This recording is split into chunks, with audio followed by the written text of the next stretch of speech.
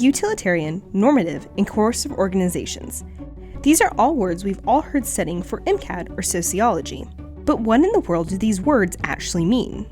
These are high-yield MCAT and sociology topics, so let's make sure you understand them. First, utilitarian organizations. Utilitarian organizations are organizations that people join voluntarily, but they receive something in return. Common examples of this are workplaces, since people apply voluntarily and they receive a paycheck for their work.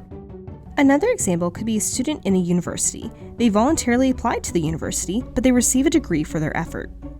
The most important thing to remember is that utilitarian organizations are joined voluntarily, but people are repaid for their efforts. Let's move on to normative organizations. Normative organizations are most noted for being joined voluntarily, but they do not receive anything tangible in return, such as a paycheck. And that's what makes it different from utilitarian organizations. A common example of normative organizations are volunteer groups and religious organizations.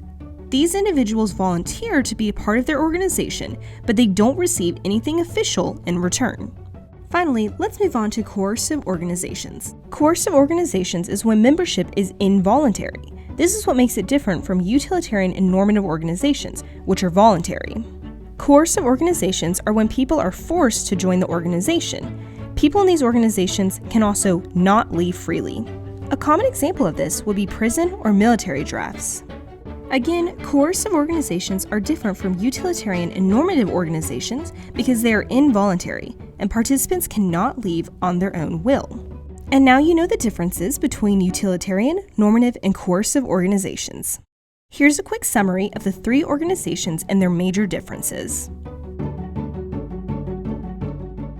That's all from this video. As usual, thanks for watching and keep studying hard.